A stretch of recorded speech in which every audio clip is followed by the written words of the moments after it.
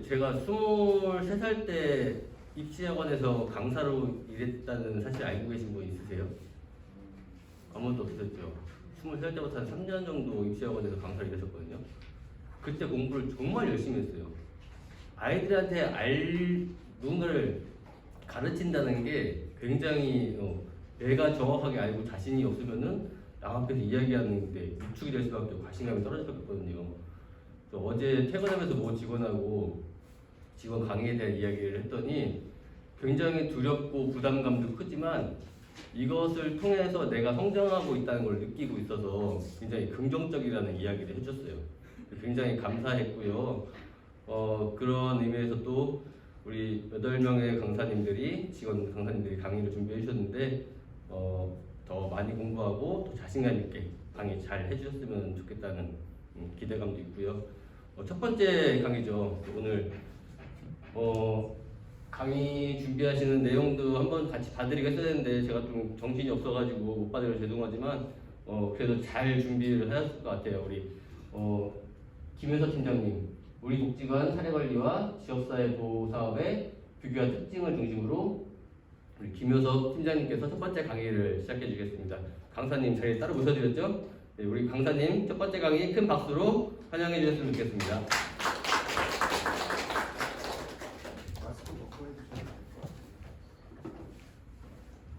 네, 안녕하세요. 저는 사례관리와 지역보호를 담당하고 있는 김효석 사회복지사입니다. 팀장보다는 아직 사회복지사라는 직함이 더 익숙해서 인사드릴 것 같아요. 마스크를 벗을까요?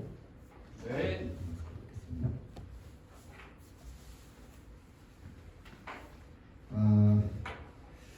실로 오래간만에 지금 이런 자리에 서는 것 같아요. 제가 입사를 했을 때 이전에 계셨던 관장님께서 이상한 거 시키셔가지고 사업 분석과 슈퍼비전 체계 수립이라든가 이런 것 관련돼서 제가 주도를 했었고 그때마다 선생님들한테 이런 직원 교육을 했었는데 지금 한희정 관장님 모시고서는 제가 그 사회복지학회 그 추계 학술대회를 참석을 하고 그때 아마 전달 교육하면서 이런 교육을 했던 게 마지막이었던 것 같은데 너무 오래간만이라서 그런지 지금 이 시간에 무슨 얘기를 하면 좋을지 또 어떤 톤으로 어떤 복장으로 하면 좋을지에 대해서 고민을 많이 했습니다. 근데 그냥 내가 일상적으로 일을 하는 중간중간에 느꼈던 고민거리를 나누는 게 가장 좋지 않을까라는 생각이 들어서 오늘 자료를 좀 준비를 했고요. 괜찮으시다면 제가 이 탭을 좀 치워도 될까요? 네. 실습 교육이나 하면 앞에 보이는 걸 좀 굉장히 부담스러워해서 좀 자유롭게 이렇게 진행하도록 하겠습니다. 제목은 우리 복지관 사례관리와 지역사회 보호사업의 비교와 특징인데요. 왜 하필이면 제가 먼저 시작을 하게 됐을까? 왜 관장님이 나에게 이런 시련을 먼저 주셨을까? 고민을 많이 했는데 아무래도 지역 전당제가 시행이 되고 지역에 나가게 되면 이 부분이 가장 맞닥뜨려지는 어려움 혹은 고민거리들이지 않을까라는 생각이 들었고 어쩌면 이 부분이 우리 복지관이 지역 전당제로서 해야 되는 가장 기초적인 작업의 수준이 아닐까라는 생각이 들어서 아마 저한테 첫 강의를 맡기시지 않으셨을까 그런 생각을 해봤습니다. 제목은 이렇게인데 솔직히 두 개 사업을 비교를 많이 하지는 않았어요. 복차 보시면 현재 사례관리와 지역사회 보호사업이 어떻게 진행되고 있는지를 먼저 간략하게 소개를 해드릴 거고요. 그 다음에 어떤 점이 같은지를 간략하게 말씀을 드릴 거고요. 무엇이 다른지를 말씀을 드릴 겁니다. 그리고 여기서부터 좀 중점되는 저의 이야기가 시작이 될 건데 제가 사례관리를 하면서 어려웠던 점 그리고 지역사회 보호사업을 하면서 어려웠던 점 그리고 앞으로 지역 전당제가 시행이 되면 이 두 가지 사업이 어떻게 변화될 것인가 예상 혹은 이렇게 변했으면 좋겠다 혹은 이렇게 같이 해보면 좋겠다라는 걸 제안하는 과정 혹은 단계로 꾸몄습니다. 그래서 편하게 보시면 될 것 같으세요. 이게 제가 이 자료를 만들면서 실제로 연습을 하면서 좀 시간도 재봤는데 정말 많은 생각을 담았다라고 생각을 했음에도 불구하고 연습해 보니까 30분밖에 지금 안 나와서 개인적으로 굉장히 많이 걱정을 많이 하고 있는데 그래도 1시간 이렇게 유익한 시간이 될 수 있도록 찍어보도록 최선을 다할 거고요. 혹시나 남는 시간은 퍼실리테이션을 해도 되고 생각을 나누는 시간도 물론 중요하겠지만 그걸 다 같이 공유하기보다는 좀 소소하게 옆에 계신 분들과 오늘 나눈 내용들에 대해서 소소하게 대화를 나누는 시간을 드려도 굉장히 좋겠다는 생각이 들었습니다. 그래서 편하게 들어주셨으면 좋겠습니다. 들어가기 전에 적극적으로 저만의 생각입니다. 이걸 준비하면서 어떤 논문을 찾은 것도 아니고요. 어떤 걸 참고하지도 않았습니다. 전적으로 저만의 생각이라서 생각을 공유하기 위함이니 우리 서로 잘잘못에 대해서는 조금 차후로 일어났으면 좋겠습니다. 그리고 제가 느끼고 고민되는 부분에 좀 더 시간을 할애했습니다. 그래서 혹시나 부족한 부분이라든가 제가 잘못 알고 있는 부분이라든가 혹은 보완해야 될 부분이 있으면 추후에 저한테 조언을 많이 해주셨으면 좋겠습니다. 제가 조언을 듣는 걸 굉장히 좋아하지만 표정이 좋지는 않을 거예요. 잔소리같이 느껴져서. 그럼에도 불구하고 저한테 조언을 많이 해주셨으면 좋겠습니다. 마지막으로 꼭 대안이나 방법을 묻지 않으셨으면 좋겠어요. 그걸 알았다면 지금 말씀을 드렸을 겁니다. 여기는 제가 이렇게 해보는 게 어떨까요? 하고 제안하는 수준이지 꼭 대안이라고 정답이라고 제가 말씀드리는 수준은 아니니까 보고 감안해서 봐주셨으면 좋겠고요. 가능하다면 보통 좋은 강사는 질문을 안 받는 강사인데 혹시나 중간중간에 질문거리가 있으시면 손 들고 편하게 말씀을 해주시거나 아니면 강의가 다 끝난 뒤에 저한테 물어봐 주시면 좋을 것 같으세요. 첫 번째입니다. 저희 사례관리와 지역사회 보호사회 진행 과정에 대해서 조금 안내를 해드릴 건데요. 이 과정은 저희 홈페이지에 보면 좀 더 정확하게 나와 있습니다. 그래서 저는 좀 대략적으로만 좀 작성을 해놨어요. 그래서 제가 느끼기에는 제가 겪었던 바에 따르면 당사자와 복지관에 내관을 하게 되면 초기 상담을 진행하게 됩니다. 이제 인터뷰 의식인 거죠. 어떤 게 어려워서 오셨고 지금 현재 도움이 필요한 부분이 어떤 부분인지를 먼저 확인을 하고 그걸 토대로 사례 선정 회의를 진행을 합니다. 선정 회의를 해서 당사자로 정할지 의논을 하고 당사자로 정해지면 그때 사전 기록지를 활용해서 사정에 들어가게 됩니다. 그래서 사전 기록지를 기준으로 사례 회의를 진행하게 되고요. 정기 사례 회의 혹은 다른 기관에서 요청이 들어올 수도 있어요. 확대나 통합 사례 회의를 진행을 합니다. 그리고 서비스 계획 및 목표 수립을 하고 계획 및 진행, 평가, 종결, 사후관리 순으로 진행합니다. 이 부분은 내일이죠. 내일 진행되는 임소연 선생님과 정원호 선생님이 이 과정을 좀 더 정확하게 설명을 해주실 거예요. 그래서 제가 이 부분은 죄송하지만 좀 간략하게 작성을 했습니다. 내일 아마 더 좋은 내용이 있을 거니까 참고를 해주셨으면 좋을 것 같습니다. 자, 저희 복지관의 사례관리 특징을 총 4가지 정도로 제가 정리를 해봤는데요. 첫 번째 특징은 외부 지원 사업 의존도가 저희가 상당히 높습니다. 내부적으로 뭔가 해결을 한다라기보다는 공모 사업이죠. 어린이재단이나 KTNG, 아산복지재단 이런 곳에 보증금이나 혹은 치과 진료비라든가 이런 거에 대한 지원을 많이 좀 요청을 하고 장학금 지원 이런 것도 비중이 좀 높은 편입니다. 그리고 지역 내 자원과의 연계성은 조금 약한 수준입니다. 그래서 동별로 지역사회 보장 협의체라든가 자생단체들이 많이 있음에도 불구하고 저희랑 연계되는 지점은 조금 약해요. 그리고 저희가 자문소통 워크숍 등으로 해서 사례관리 사업들이 진행되고 있다는 걸 널리 알리지만 실제로 연계되는 지점은 제가 알기로는 그 수가 많이 낮습니다.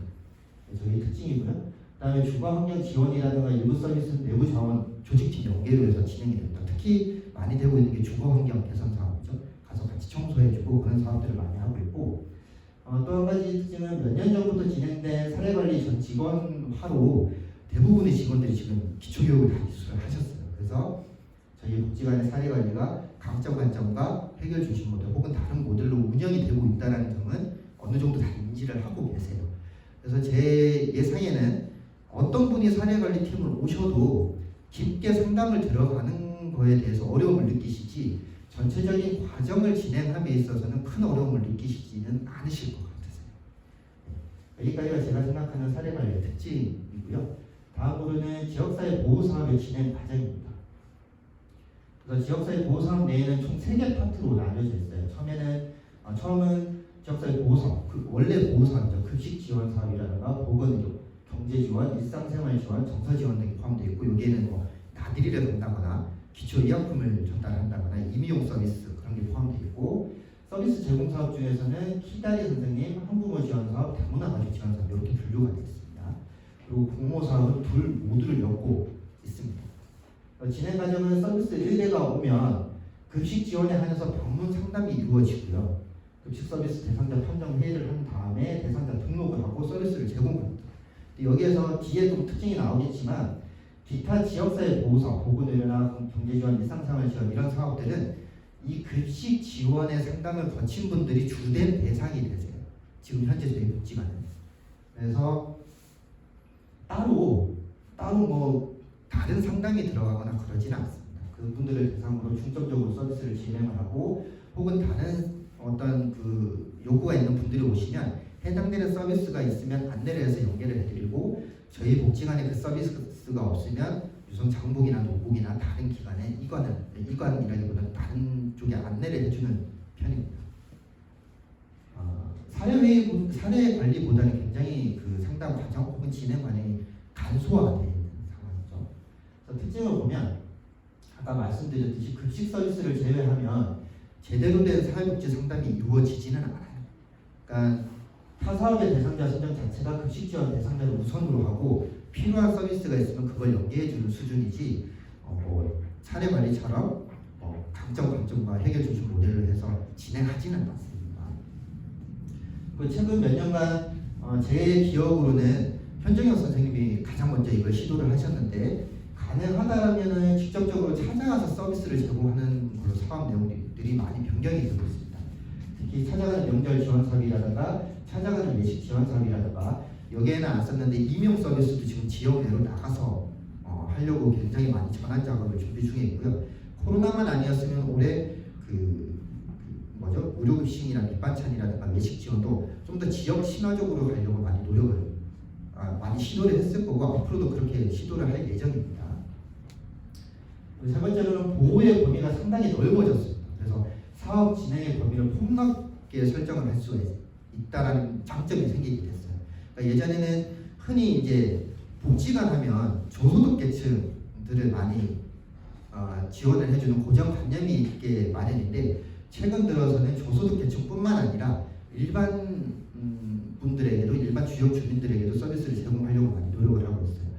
그 첫 번째라기보다는 그 좋은 예가 키다리 선생님인데 제가 알기로는 김진성 과장님이 이 사업을 처음에 추진을 하면서 동가 얘기가 됐던 게 어떤 지역에 학습 지원이 필요한 저소득 계층 아이들이 많이 있는데 이 아이들을 좀 지원을 해줬으면 좋겠다 해서 이 사업이 처음 시작이 됐는데 지금은 꼭 저소득층이 아니더라도 일반 가정에도 저희가 좀 지원을 하는 편입니다. 뭐 수학학원을 다니고 있는데 영어학원 갈 돈이 없으면 그 학생들한테는 영어 선생님을 뭐 매칭을 시켜준다거나 좀 그렇게 하고 있고 아까 공모사업의 인생책 제작 같은 경우에는 저소득 그러니까 좀 어려움을 겪고 있는 사람들의 라이프 스토리를 이렇게 모으는 것도 의미는 있겠지만 일반적인 사람들의 그런 라이프 스토리, 그 생애 과정에 대해서 한번 좀 돌아보게끔 한번 보호해 주는 것도 의미가 있지 않을까라는 생각이 들어서 좀 확장을 시키고 있는 과정이 있습니다. 최근 들어서 이제 그 코로나가 오면서 가장 큰 특징 중에 하나인데 지역사회 보호사업과 조직화 사업의 경계가 굉장히 희미해지고 있다고 저는 생각을 하고 있습니다. 뒤에 저 예시를 들어서 설명을 해드릴 건데 지금 조직팀에서 하고 있는 직국봉사단이나 어떤 콩나물 그 나눔이나 그런 것들이 보호사업 내 서비스 제공 영역에서 진행할 수 있었죠. 제 생각은 그렇습니다. 있었는데 어쨌든 이제 조직팀에서 진행을 한 부분이 있죠. 그게 뭐 잘못됐다는 게 아니라 협업의 가능성이 굉장히 많이 오픈이 됐다는 게 지금 보호사업의 특징이 아닐까 싶어요. 그래서 아마 지역 전담제로 지역에 이제 나가서 활동을 하시게 되면 이 부분이 조금 고민이 되실 부분일 것 같아요. 저는 이게 과연 조직화 사업에 적합한 건지 서비스 사업에 적합한 건지 이게 고민이 되는 지점이 분명히 오실 건데 그걸 고민하기보다는 지금 제 생각에는 당사자나 대상자들의 어떤 복지를 위해서 같이 협업을 해 나가면 좋겠고 누가 먼저 할 것도 없이 그냥 서비스를 제공하거나 조직화를 하거나 그런 걸 좀 머릿속에 담아가면 더 좋지 않을까라는 생각을 하고 있습니다. 네, 다음으로는 사회관리와 지역사회 보호사 무엇이 같은가 부분인데 적어도 제가 생각을 했을 때는 몇 가지 논의 사항이 분명히 필요합니다. 이 뭐 서비스 제공 과정이라든가 아니면 상담의 과정이라든가 이런 논의 과정은 필요하지만 적어도 저한테는 누군가의 욕구를 파악해서 그 욕구에 부합하는 서비스를 제공하는 단계는 동일하다라고 저는 생각을 합니다. 그래서 집을 구해야 한다는 요구가 있으면 보증금 지원, 사례관리 쪽에 올 수도 있고 서비스 제공 쪽에 올 수도 있겠죠. 보증금 지원을 해주거나 배가 고프다 보면 급식 서비스를 한다거나 교집비가 없다 하면 장학금 지원을 한다거나 어떻게 살아가야 될지 모른다고 하면 사례관리를 들어간다거나 그러니까 욕구에 부합하는 서비스를 제공한다는 공통점이 있다고 저는 생각을 합니다. 또 다른 한 가지는 강점 혹은 하고 싶다는 점이 발견이 되면 한번 해보도록 권유한다라는 쉽게 예를 들어서 뭐 자원봉사 정도는 할 수 있다라고 말씀을 하시면 그러면 밑반찬 배달 한번 해보실래요? 이런 식인 거죠. 실제로 밑반찬 받으시는 분들 중에 몇 분들은 자신의 집 주변에 있는 사람들에게 밑반찬을 계속 배달을 해주고 계세요. 그게 이런 과정에서 나오는 겁니다. 몸만 괜찮으냐 혹은 지금 어느 정도는 산책도 할 수 있고 몸이 이동도 할 수 있으니까 내가 도움을 줬으면 좋겠다라는 말씀을 하시는 분들이 계세요. 간혹. 이제 그런 분들이 계시면 그러면 저희 복지관에 지금처럼 밑반찬 상담에서 밑반찬을 제공을 하는데 한번 배달 한번 해보시겠어요? 이렇게 권유를 합니다. 그러면 그 정도는 할 수 있을 것 같아요 하면서 하시는 분들도 계시고 그 정도는 할 수 있을 것 같다고 하고서는 봉사당일날 갑자기 몸이 아파요 이러면서 조금 안 하시는 분들도 계시긴 하세요. 근데 어쨌든 사례관리 당사자들에게도 강점이나 하고 싶은 일이 있으면 우선적으로 계획을 수립을 합니다. 저는 이 두 가지가 지금 현재 저희 복지관 사례관리와 지역사회 보호사업의 공통점이라고 저는 생각을 했습니다. 혹시 다른 점이 있으시면 저한테 이제 말씀을 해주시면 좋을 것 같으세요. 다음으로 다른 점인데 저는 크게 다른 점을 발견을 하지는 못했어요. 근데 서비스 제공 계획 수립에 있어서 이 점이 다르다라고 생각을 했고 뒤에 나오는 내용들도 이 점에 부합돼서 아마 계속 논의가 진행이 될 겁니다. 사례관리는 다들 아시다시피 강점 관점과 해결 중심 모델을 기점으로 서비스 제공 계획을 수립을 합니다. 근데 여기서 오해를 하지 않으셨으면 좋은 게 이게 순차적으로 있는 게 아니라 융합되어 있는 거라고 보시면 될 것 같았어요. 그러니까 강점 관점이 해결 중심 모델의 전제 조건이죠. 해결 중심 모델은 그 사람이 할 수 있다, 그 문제를 해결할 수 있다라는 해결할 수 있는 능력이 있다라는 강점이 있다는 걸 믿고 하는 모델이죠. 그래서 강점, 단점이 여기 녹아 있거나 아니면 강점, 단점 안에 해결 중심 모델이 포함되어 있거나 이런 식입니다. 근데 이해하기 쉽도록 이렇게 도식화를 나타낸 거지 이게 절대 뭐 구조적으로 관점, 단점으로 보고 해결 중심 모델로 진행을 해야지 이 순서는 아닌 겁니다. 그거를 좀 확인을 해주셨으면 좋겠고 요 놈이 흔히 얘기하는 상당 기법이라고 볼 수 있는 거죠. 그런데 보호사업은 특별히 이 공식을 따르지는 않습니다. 특별히 강점 관점으로 보기는 하지만 그분의 서비스 제공, 혹시 서비스를 제공함에 있어서 해결 중심 모델을 사용하지는 않습니다. 굳이 이 모델을 따르지는 않아요. 자, 여기에서부터 이제 저의 궁금증이 이제 시작이 되는 건데 이게 왜 다를까 이런 고민을 좀 해봤는데 사례관리는 상담이 기반이죠. 우리 흔히 그 임소연 선생님과 정원훈 선생님이 밖에 당사자들을 만나러 가면 상담을 하러 간다라고 말씀하시고 보호사업은 상담이라고는 얘기하지만 인터뷰가 기반. 이게 상당히 어감이 다르실 건데 어떻게 다르냐면 상담은 아까 말씀드렸듯이 요 관점과 모델을 활용해서 보다 좀 심층적으로 그 사람의 심리라든가 상황이라든가 당사자가 할 수 있는 일에 초점을 맞추고자 한다라면 인터뷰는 지금 현재 대상자라고 해서 죄송하지만 대상자의 상황이 어떠한지 그 현재 가지고 있는 요구는 무엇인지 그리고 어떤 서비스가 필요한지 등등 지금 그 사람이 겪고 있는 상황에 대한 이해도를 가지고 있는 것에 중심을 둔다라고 저는 생각을 합니다. 그래서 이게 저희 지역 서비스 제공 계획 수립에 있어서 가장 다른 점이라고 저는 생각을 하고 있어요. 물론 인터뷰 과정에서 강점이 발견될 수도 있고 뭐 여러 가지 상황들이 발견이 될 수도 있죠. 근데 그게 서비스 제공 계획 수립의 우선순위는 아니라는 점이죠. 필요한 서비스가 있으면 그것을 연계해 주는 과정이 반복되는 상황인 겁니다. 지금까지 하는데 뭐 어렵거나 그런 거 없으시죠? 네. 제가 그렇게 어려운 말을 쓰는 걸 좋아하는 사람이 아니라서 쉽게 아마 이해가 되실 거예요.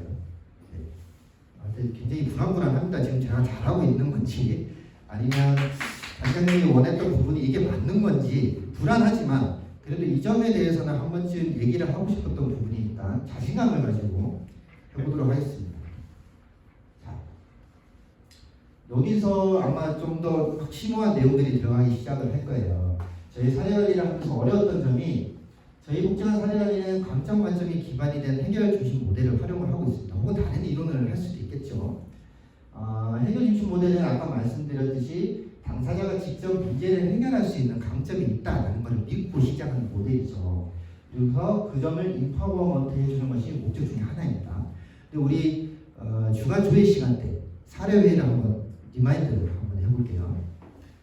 사례회의를 리마인드를 한번 해보면 당사자의 강점이나 그 강점을 활용할 계획이 나오지는 않았던 것 같아요. 제가 느끼기에는. 제가 사례관리 팀장을 하고 있음에도 불구하고 그 점을 지적하거나 혹은 그 점을 보완하라는 말을 못한 것은 저의 잘못이지만 계획이 자세히 나오지는 않고 주로 하는 얘기가 지금까지 제공된 서비스는 이거고 앞으로 제공될 서비스는 이거고 그래서 혹시 추가될 서비스는 뭐가 있을까요? 라고 묻는 과정이 반복이 됐다라고 저는 생각을 해요. 이 과정을 똑똑한 말로 상담 이론의 사용 여부라든가 정보의 부족이라든가 이런 걸 탓하려고 말씀을 드리는 건 아닙니다. 말씀드리려는 건 아니고 우리 윤서현 선생님이나 정원호 선생님이 이 모델을 활용해서 정말 잘해주고 계세요. 갑자기 얼굴이 나오니까 다들 당황하셨는데 우리 정원호 선생님은 사진이 없어가지고 제가 죄송하지만 소식지에 올렸던 희미한 사진을 이렇게 원래 잘생겼었다. 그거 다 알고 계시죠? 뭐 아무튼 그걸 하고 계신데 이분들이 이제 사회복지 정보 시스템인가요? 거기에 올리는 거 보면 강점이라든가 그런 걸 발견했다 혹은 이런 강점이 있다라는 걸 잘 작성을 해주세요. 근데 저희 사례 회의록만 보자라면은 그 점이 잘 드러나지는 않은 거죠. 말씀드렸던 것처럼 앞서 설명한 대로 이런 것만 추가가 되고 있습니다. 그래서 저는 궁금증이 생기는 거죠. 저희 복지관이 정말 강점 관점이 기반이 된 해결 중심 모델을 사용하고 있을까? 혹은 이게 좀 다른 모델로 진행이 되고 있지는 않을까? 이런 거에 대한 궁금증이 많이 생기는 거예요.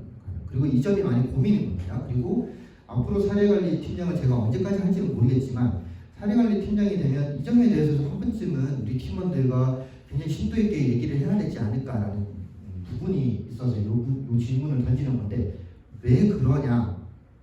궁금하시죠?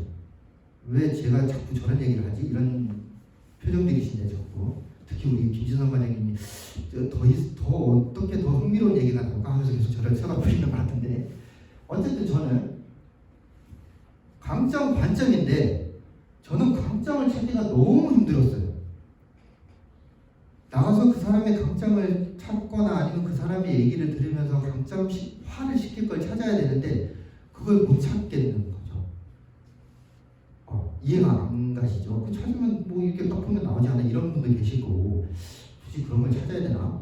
도대체 제가 무슨 말을 하고 있지? 이런 느낌도 있으실 것 같은데 사례관리를 하는 꼭 안 하더라도 우리 사회복지 상담을 나가거나 주변에 내 옆에 있는 동료들의 강점을 찾는 시간을 이렇게 부여를 했을 때 강점을 찾기가 쉬우셨나요? 우리 혹시 다 기억을 하실지는 모르겠지만 예전에 관장님이 강의를 하셨을 때가 언제 강의를 하시고 한 분 저기 이은경 대리가 저기 가운데 앉히고 의자에 앉히고 직원들이 뺑 둘러서가지고 이 사람한테 뭐 칭찬의 한마디 건넵시다라고 활동을 했던 적이 있어요. 혹시 저만 기억을 하나요? 그런 활동을 했는데 다들 칭찬할 거는 뭘 칭찬을 해야 되나 굉장히 고민들을 많이 하시더라고요. 똑같은 것 같아요. 실제로 상담을 요청하셔서 찾아서 나가서 상담을 진행을 했습니다. 근데 이야기를 나누면서 강점을 찾고자 정말 많이 집중을 했어요. 제가 많이 집중을 잘 못해요. 이렇게 머리가 하얗게 되면서 과연 저 사람이 무슨 얘기를 하고 있을까가 그때 당시에는 기억에 남지가 않아요. 그래서 상담 끝마치고 여기 돌아오면 그래 이런 얘기를 했지 이런 걸로 막 기록을 하고 하는데 그때 당시에는 말에 아무리 집중을 해도 강점을 못 찾겠더라고요. 그리고 배웠으면 써먹어야 된다고 저희가 해결 중심 모델 강의를 많이 들었잖아요. 그래서 그런 질문들을 하죠. 오늘 이렇게 힘드신데 오늘 자고 내일 아침에 일어났더니 그 힘든 게 해결이 됐어요. 뭐가 바뀌면 그런 걸 알 수 있을 것 같으세요? 혹은 지금 기분 상태가 몇 점인데 내일에 뭐가 바뀌면 뭐 10점으로 어떻게 올라갈 수 있을까요? 이런 거에 대해서 얘기를 해봐야 답을 안 해주세요. 정말 그런 걸 느꼈나요?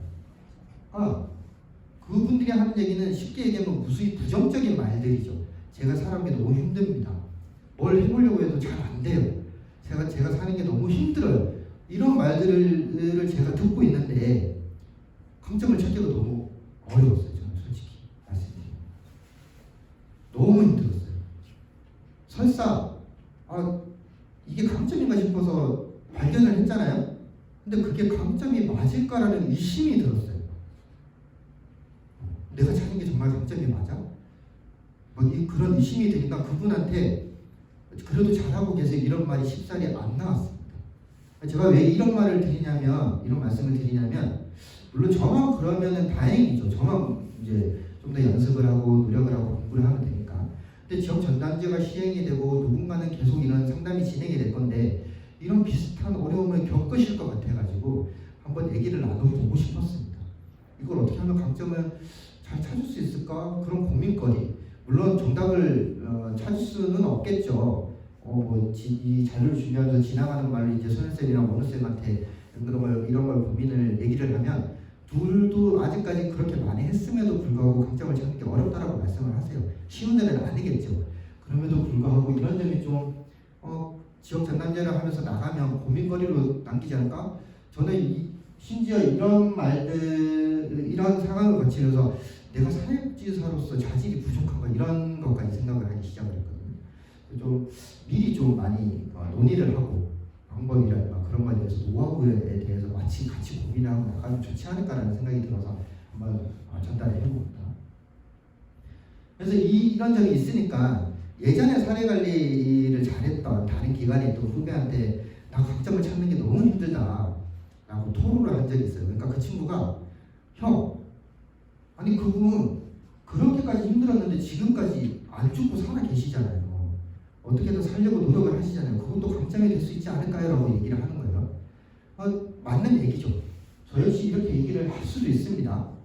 근데 할 수도 있습니다. 그리고 강점 관점과 관련된 양원석 선생님 강의를 들어보면 우리 그 공감링크에 가셨던 분들은 한 번쯤은 다 이 내용을 보셨을 건데 게임 중독인 자녀가 고민인 엄마가 상담을 하는데 내 아들이 밥을 막 먹다가도 정해진 시간만 되면은 게임을 하러 가서 몇 시간 동안 게임을 하는 게 너무 고민이다 라고 고민을 토로해요. 근데 그 상담가가 이렇게 대답을 했대요. 얘가 상당히 규칙적이시네요. 규칙적이에요. 걔는 조금만 뭔가를 틀을 정해주면 잘할 수 있을 것 같아. 이렇게 얘기했대요. 지금 여러분들의 느낌은 어떤지는 모르겠지만 저는 이 얘기를 듣고 저게? 이런 느낌을 받았어요. 여러분들은 어떤지 모르겠습니다. 왜냐면은 갑자기 안 들어? 그렇다면 이게 있는 그대로의 강점을 찾은 것인지 아니면 상담자의 시각으로 강점화를 시킨 건지 저는 엄연히 과정이 다르다라고 저는 생각을 했거든요. 왜 이런 생각을 하는지 왜 제가 저런 생각을 하지 이런 눈빛인데 자꾸 이게 가장 우리 보통 사례 관리를 담당하면서 나가게 되면 나는 강점을 찾을 수 있을 거야. 그리고 실습생들한테 얘기하면 강점을 찾아야 된다라고 말을 해요. 왜냐면 저희 고정관념은 강점이 이렇게 드러나 있다라고 생각을 하죠. 근데 나가면 강점은 드러나 있는 게 아니라 후자가 더 많다라고 봐요. 그래서 상담자의 시각으로 강점화를 시켜야 되는 게 굉장히 많이 있습니다. 근데 이런 경우에 과연 이 강점화 시킨 게 진짜 그 사람의 강점일까라는 거에 대한 의심을 어떻게 거둘 수 있을까? 저는 이게 되게 고민이거든요. 물론 그거를 믿고 가는 거는 상담자의 노력 여하라든가 그런 거죠. 갑자기 단어가 생각이 안 나는 게 너의 의지다 이렇게 얘기할 수도 있겠죠. 근데 저는 이런 게 좀 고민거리가 되지 않을까라는 생각이 들어서 오늘 한번 얘기를 꺼내봤습니다. 결론은 강점 찾기가 너무 힘들었어요. 강점 관점을 사용을 해야 됩니다. 더욱이 당사자는 강점을 가지고 있는지도 몰라요. 그죠? 물어보면 알겠지만 그것이 무슨 장점이야, 아니 난 그거 못한다라고 계속 얘기를 하는 경우가 많아요. 예를 들어보면 강점이라고 칭찬이 아까 말씀드렸지만 해보겠다고 하고서는 그 장소에 안 나오거나 그 약속을 어긴다거나 하는 분들이 굉장히 많이 계세요. 그러면 제 입장에서는 강점을 찾거나 강점을 시키는 것도 있는데 그분한테 이게 당신의 장점이에요라고 하는 설득해야 되는 것도 너무 힘들었어요. 그러니까 그게 제 성격의 탓일 수도 있습니다.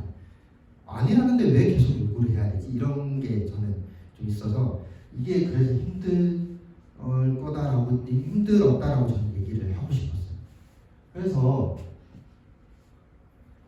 궁금한 거예요. 이걸 확인하고 강점을 시키고 강점을 안내하고 설명을 해야 된다면 해결 중심 이전에 무언가가 있어야 되지 않을까? 그래서 여러분들한테 아까 이렇게 물어본 겁니다. 지금 이런 게 있어야 되지 않을까? 이게 순차적이 아닌 건 알고 계시죠? 그러니까 강점을 찾았으면 이게 당신의 강점입니다라고 하면서 인지를 시켜주는 과정이 필요하다라고 저는 생각을 하는 거죠. 그래서 요거를 좀 써놓은 겁니다. 저희가 은연중에 하고 있는 작업들이 다 이런 이론에 기반하고 있다는 사실을 알았으면 좋겠다라는 것도 있고, 배터리 전원이 부족하니까 저도 강의 그만해야 되는 거예요. 그건 아니죠. 계속 이어나가도 되겠죠? 이런 게 은연중에 있으니까 이런 걸 인지를 하셔라. 선생님들도 인지를 하셔라. 그리고 그분들한테도 이런 방법을 좀 써야 되지 않을까라는 생각이 들어서 지금 이렇게 좀 작성을 해봤습니다. 두 번째는 과연 생활이 혹은 정서적으로 굉장히 어려운 사람한테 당신의 강점은 이거니까 한번 해보세요 하면 그분들이 정말로 속된 말로 제가 굉장히 순화해서 쓴 건데 알겠어요 한번 해볼게요 이런 분이 과연 몇 명이나 될까 라는 생각이 들었어요. 정말 이러지 않을까요? 뭐라는 거야. 내가 당장 밥을 못 먹어서 너무 힘들고 내가 당장 보증금을 못 구해서 너무 힘든데 뭘 자꾸 내 강점이 이거니까 해보라고 얘기를 하는 거야. 그런 얘기들을 하지 않을까요? 실제로 그렇게 그런 표정이세요. 그렇게 말씀을 드리면 요거 하기 전에 당사자가 시급하게 얘기하는 문제를 해결해 준다거나 그게 먼저 있어야 되지 않을까라는 생각이 드는 거죠. 그래서 그 문제를 해결해주고 조금 마음의 여유라는 게 생기면 그때 당신의 강점은 이런 거가 있으니까 한번 해보는 게 어떻겠냐라고 얘기해보는 건 어떠냐라는 거죠. 그래서 요런 게 또 나옵니다. 문제를 해결해 주는 거. 제가 이 얘기를 왜 하냐면 이 어떤 이론에 해당하는 단계가 제가 판단했을 때는 라포 형성의 단계인 것 같아요. 그러니까 이거를 왜 말씀을 드리냐면 제가 그래서 우리 그 교육 같은 게 상반기였나? 송민희 선생님하고 그 강점 반점이 기반이 된 해결 중심 모델 그 워크숍을 가서 교육을 1박 2일 동안 받았는데 거기에 사례관리 담당자들과 다 얘기를 했을 때 이 부분을 되게 힘들어 하셨어요. 그러니까 강점 반점을 가지고 해결 중심 모델로 상담을 해야 되는 건 알고 있는데 친하지 않으니까 그런 질문을 쉽게 던질 수가 없다라고 얘기를 하는 거죠. 그래서 저는 앞서 말씀드렸듯이 문제를 해결해 주거나 아니면 잘하고 있어요 북돋아 주거나 아니면 다른 어떤 방법들이 있겠죠. 그런 방법들이 라포 형성의 단계가 아닐까라는 생각이 들었고 이 부분을 사회복지사별로 우리 기관별로 구축을 해 나가면 정말 다양한 방법으로 지역사회에 대해서 사례관리를 실천할 수 있지 않을까라는 생각이 들었습니다. 그래서 이 부분을 제가 정답을 못 드릴 것 같아요. 그래서 앞으로 이제 지역 전당제가 되면 이 부분을 어떻게 하면 좋을까라는 걸 같이 생각을 해보거나 아니면 본인 스스로 이 부분에 대해서 나는 그러면 내가 이제 문제 해결 혹은 서비스 제공 영역에 좀 강점이 있으니까 이런 걸 좀 진행을 하면서 이 사람을 앞으로 형성을 하고 해결 중심 모델의 과정을 거쳤으면 참 좋을 것 같다. 이런 머릿속에 그림 과정이라도 그려놓으면 지역 전당제가 시행이 되고 지역에 나갔을 때 좀 더 일을 하시기가 수월하지 않을까라는 생각이 들었습니다. 그리고 결국에는 이 부분이 보이면은 순차적으로 보이고 이 실천의 과정들이 기록으로 남게 되면 이게 바로 저희 복지관의 사례관리의 역사가 될 수 있지 않을까라는 생각이 들었습니다. 굉장히 큰 그림을 그리고 있죠. 어제 이제 그 이지혜 선생님한테 말씀을 드렸는데 이 영상 촬영이 20분 간격으로 좀 끊어서 진행을 해야 된다고 하더라고요. 그래서 잠깐 원활한 촬영을 위해 화면 조정 시간을 가질 거니까 5분 정도 화장실 다녀오실 분 다녀오시고 김진성 과장님은 담배 한 대 태우시고 5분 뒤에 지금 시간이 42분인데 45분이면 될까요? 5분이라고 하면 45분에 만나 뵙도록 하겠습니다.